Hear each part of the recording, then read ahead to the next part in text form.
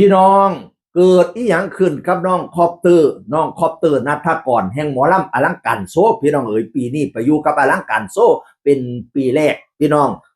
พงลำเพิ่นเรามาโพดสองเทียเด้เทียแรกเป็นการแซ่โพดแต่ว่าโพดที่เราแซ่ถูกลบไปแล้วพี่น้องเอ๋ยเรากลับมาโพดใหม่อีกบัดเนี่ยเราเขียนขอความมาจังสี่ล่ะถ้าเป่าบ่ได้ก็คือบ่บอกแต่แรก คือบอกว่าเจ้าของเป่าได้ก็ให้เป่าบ่ถือทักส่วนตัวไปก็บอกว่าสิปรับปรุงแต่ก็บ่ดีขึ้นเพลงสรรเสริญฟังมาแต่น้อยไผก็ฟังออกว่าบ่ถือบอกทุกวันบ่ซ้อมติเวลาว่างน่ะทำโซ่เพื่อคอปเตอร์เด่นอยากให้โชว์ให้แม่ๆแฟนคลับได้ภูมิใจพอให้โซ่แล้วบ่ทำออกมาดีบอกก็บ่ปรับปรุงจนได้ทักเข้าไปในกลุ่มบอกก็เครียดในฐานะพอบอกบ่ได้สิให้ไผบอก บ่มีคำสิบอกแล้วนายว่าซั่นว่าน่ะ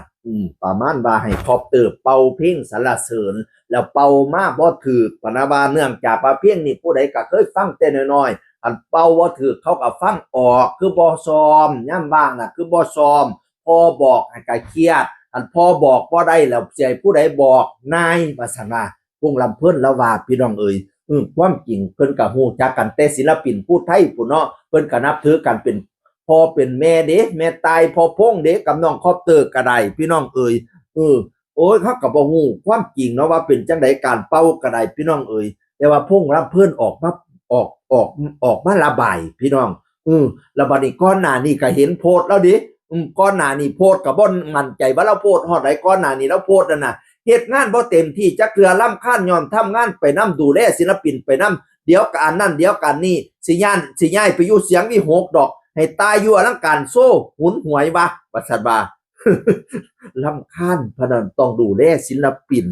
สิย้ายไปเสียงวิหกดอก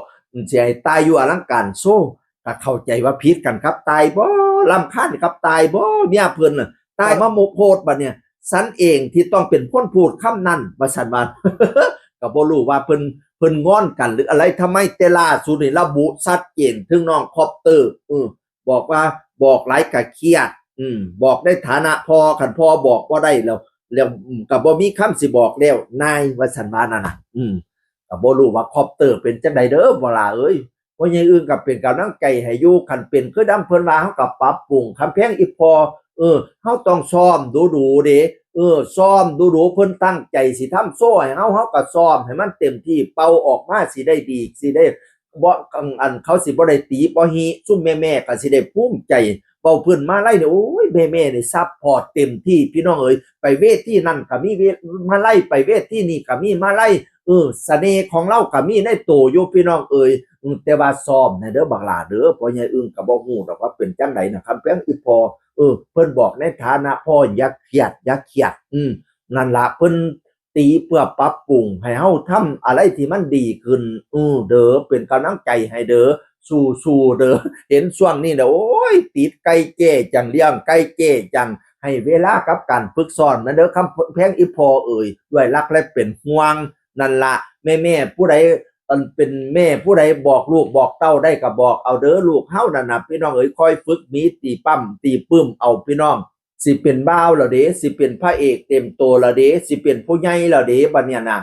เฮาสิได้เป็นศิลปินเต็มโตแล้วเด้บัดเนี้ยพี่น้องเอ๋ยคำแพงอีพ่อเอ๋ยเฮ็ดให้คนฮักคนหอมอย่าเฮ็ดให้คนชังเด้อด้วยรักและเป็นห่วงเสียงอื่นคนเก่าเว้าสู่ฟังสวัสดีครับสวัสดีครับ